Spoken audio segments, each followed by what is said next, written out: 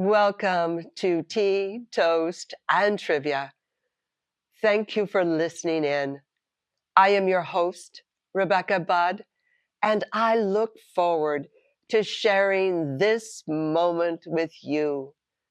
And what an exciting moment it is going to be, because we are going to be meeting up with Catherine Cavendish, a brilliant writer of Gothic horror novels. When I tell you she is brilliant, I mean it. I have read her books, and to confess, I never really thought that I would like the genre of Gothic horror. It just was too scary for me. That is, until I met Catherine. She brought me into the story with characters that were real, that resonated, that were all encompassing. They were true to life. And she took me to locations that were exciting, that were always spine chilling. And that is what we like to do. We like to be scared. Catherine opened the door to Gothic horror for me. And she takes me safe home with every one of her stories. I know you are going to enjoy this moment with her. She is the quintessential Gothic horror storyteller. So close your eyes or turn off the lights and just listen in. I know this is going to be a great evening of reading.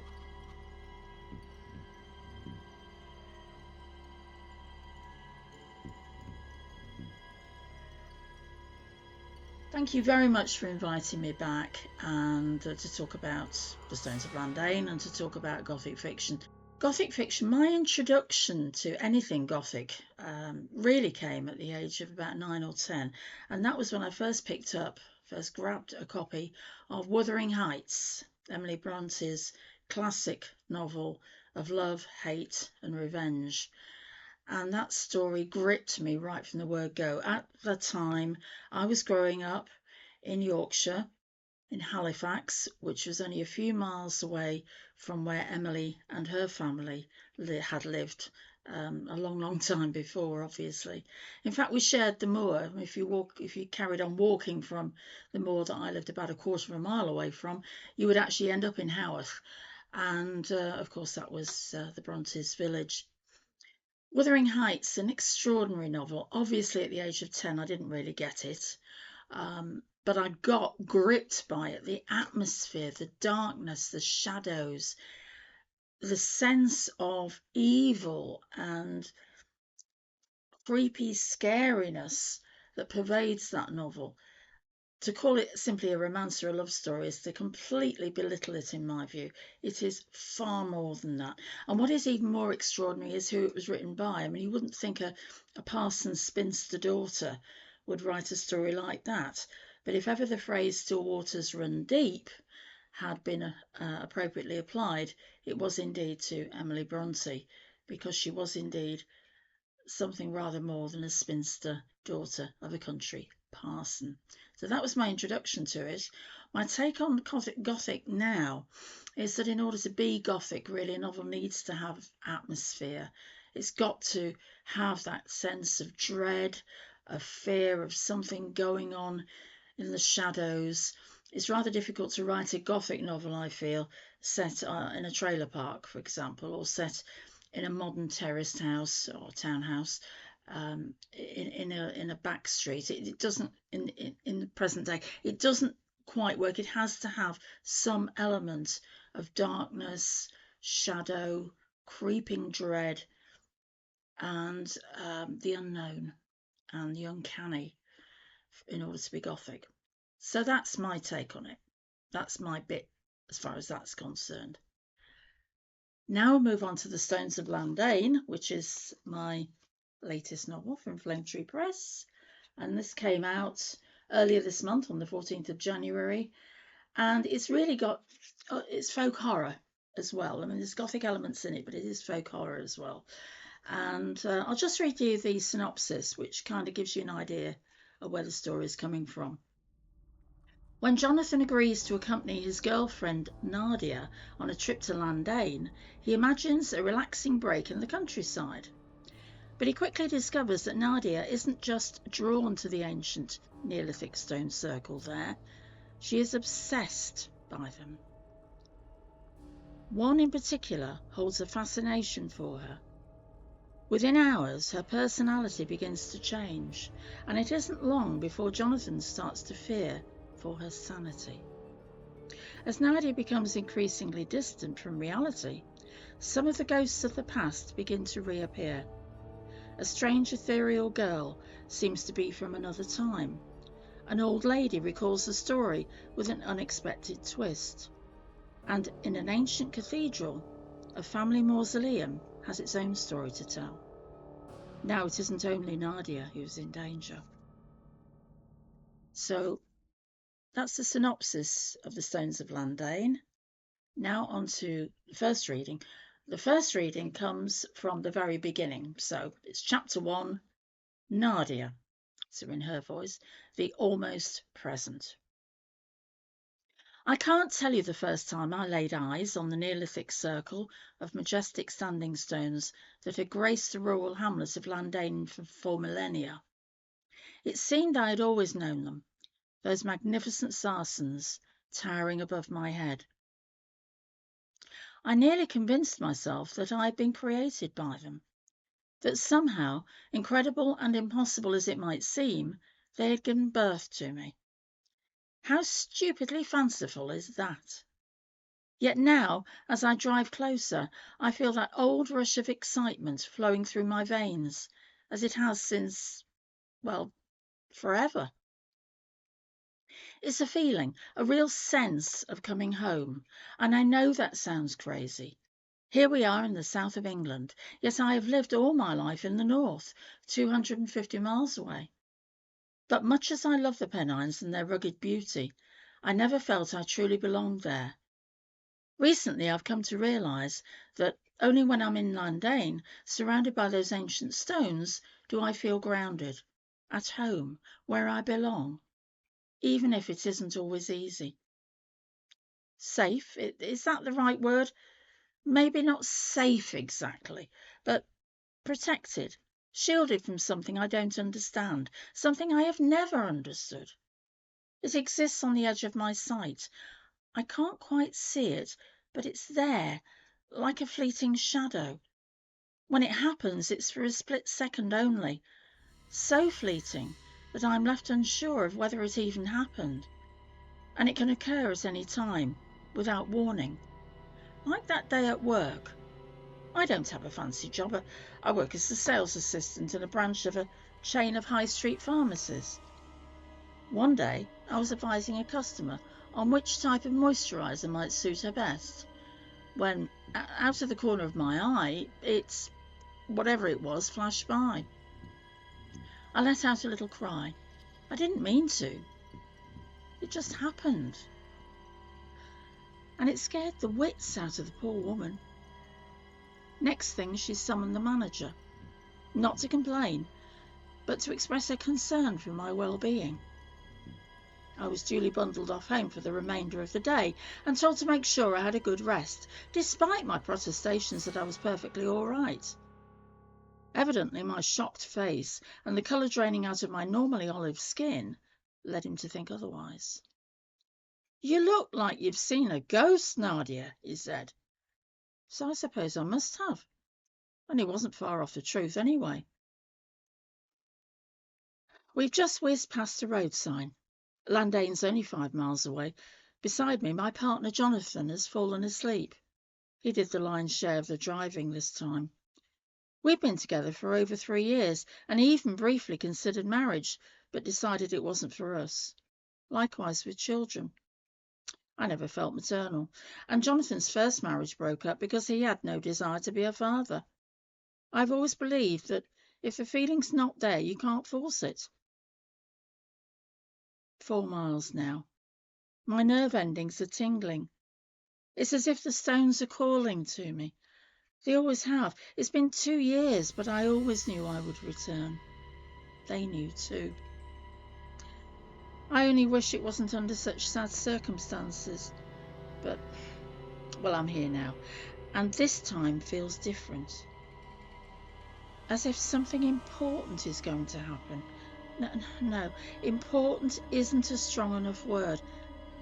Life-changing. Monumental. Jonathan stirs. He opens his eyes, yawns and stretches. This looks familiar, he says. I wish he could sound more enthusiastic. Both sides of the road are bordered by fertile hedges, resplendent in their bright green foliage. It's late April, and the sun is shining. It's late April, and I'm coming home.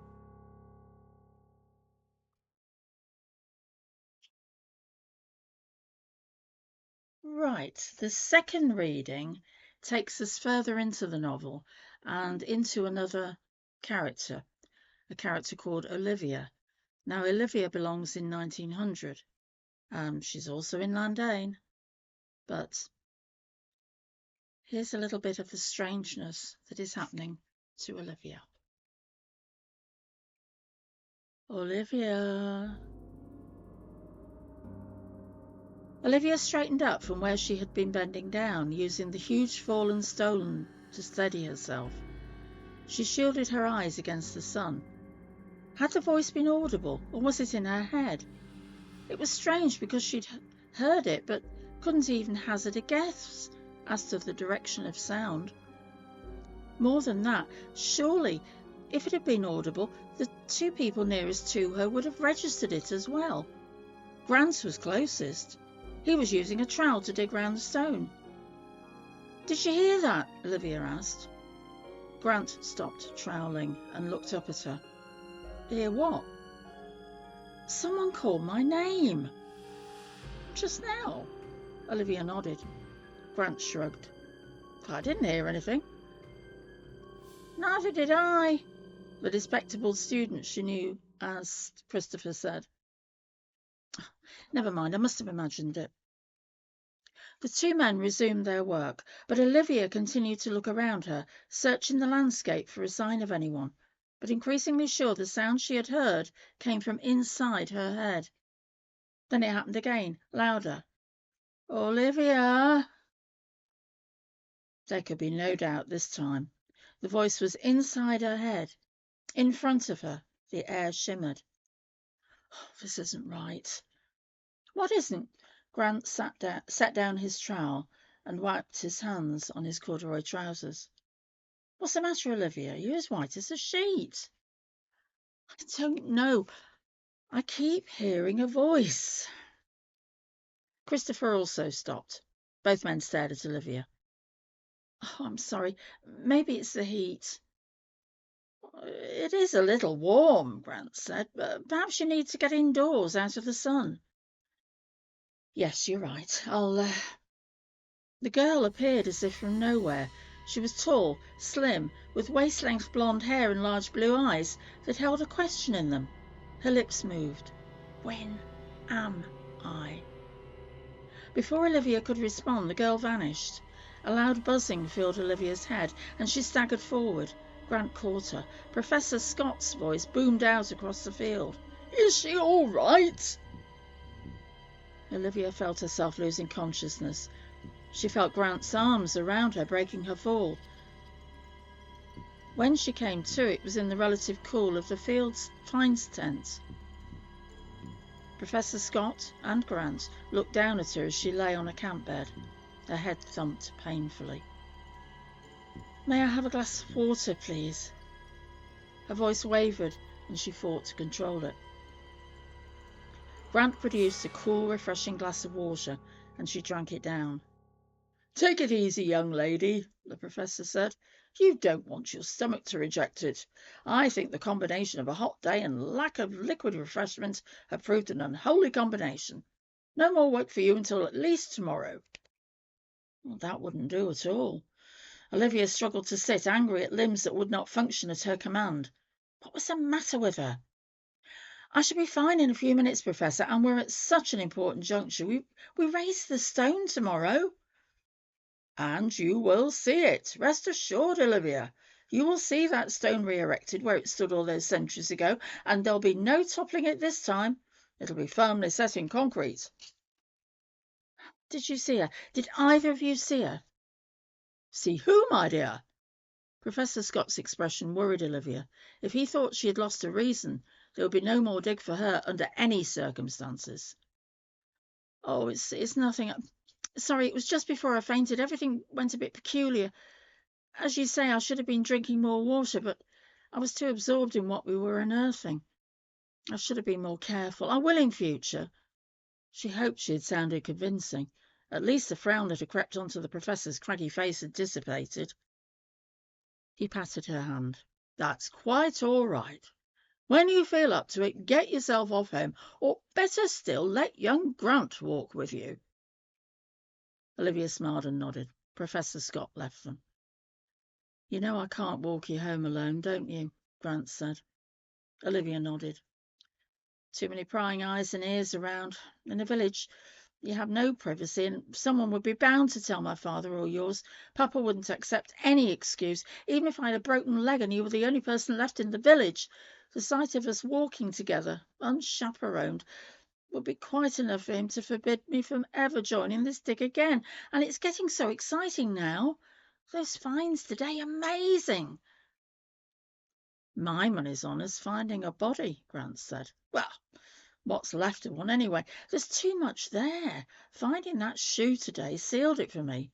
I reckon that by this time tomorrow we'll know whose foot it belonged to.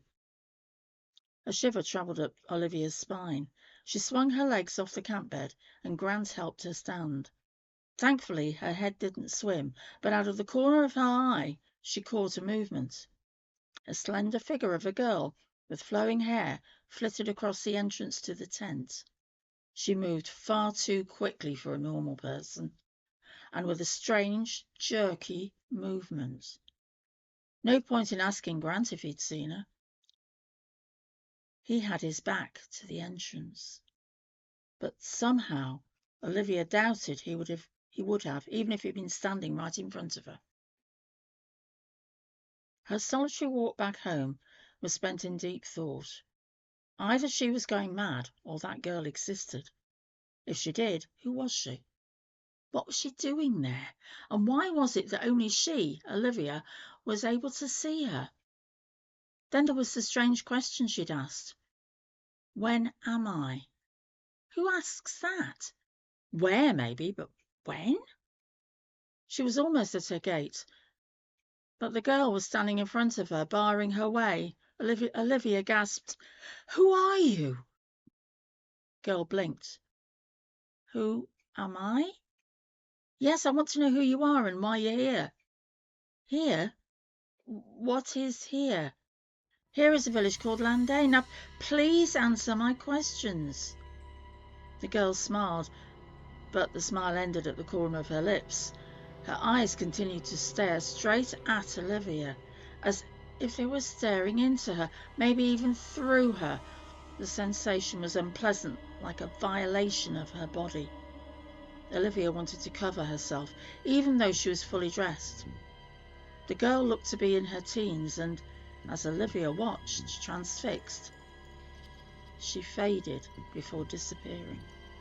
As the last of her vanished, a cold breath of wind whipped her hair, and a soft feminine voice murmured the opening lines of a gentle song. Fear her now, fear the queen, as in her stone she reigns supreme. And that's the second extract. The third and final one comes from much later, Yeah. And it's Olivia again, but we're much later into the story now. And this is actually from chapter 17. And it says, Chapter 17, Olivia, 1900, and in the time before. Olivia's consciousness let her drift far from herself, far from the world she knew and had spent her entire life amongst.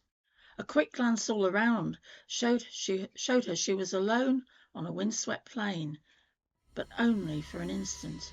Slowly, shadowy shapes took form as humans from a much earlier time, a time before any records existed. At first, amorphous, they grew solid. Men and women were both slightly stooped and shorter than her. Their children with unkempt hair and dirty faces mirrored their parents, although for them the grime that years of exposure to all the elements had ingrained irreversibly into the skin had yet to take such a hold. A good bath would sort most of these infants out in no time. How strange she should have such Victorian thoughts of domestic hygiene in such a place and in the middle of such an experience. That what she was seeing was real, she had no doubt. There remained one overriding question. Why had she been brought here? The scene around her had coalesced into its own version of normality. These people, with their strange language, which she couldn't begin to comprehend, were going about their daily lives. The sexes dressed in similar fashion.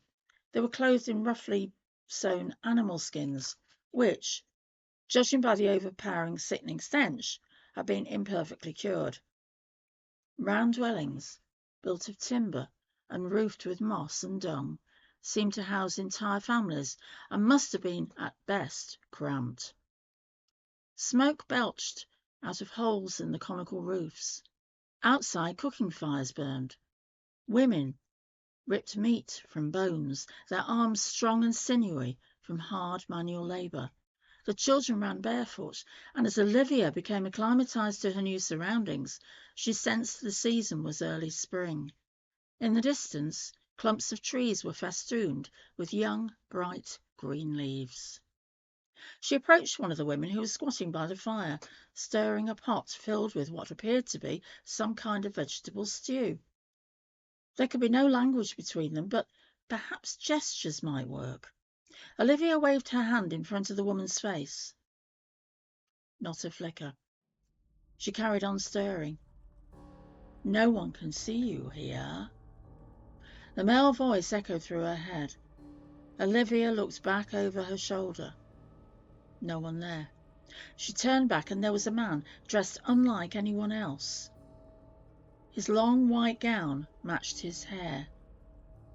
His face seemed at once old and ageless, but it was his eyes that captivated her, with their sharpness and clarity of vision. Here was a man who could not only see what was there, but also what lay beyond what could be perceived. Who are you? Olivia recognised her own voice, but wasn't conscious of speaking. Surely she should be afraid. But she wasn't. The man did not reply, but in her mind, one word. It had to be a name formed. Ligria.